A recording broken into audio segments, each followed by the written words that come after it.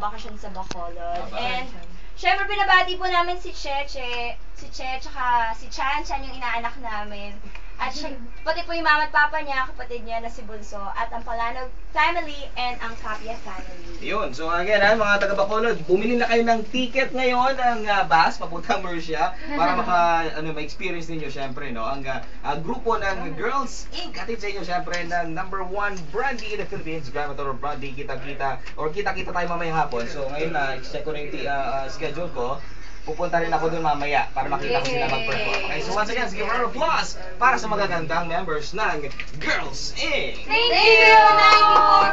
94.3 IFM. Siguradong enjoy ka! Kasama pa yan markahan mo na. Markahan mo na!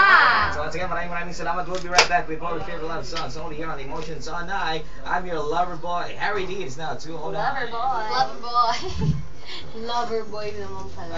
Ayun, maraming salamat ha. Thank you. Actually ngayon lang talaga ako sinabihan siguro mag 2 o'clock siguro sinabihan ako ng DJ na meron, actually naka-short lang tapos naka-basketball lang ako, nagpadala ako lang ng damit.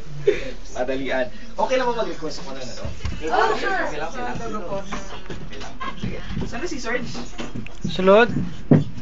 Masok. Pwede pa kayo. Add mo kami sa Facebook Sige, of course.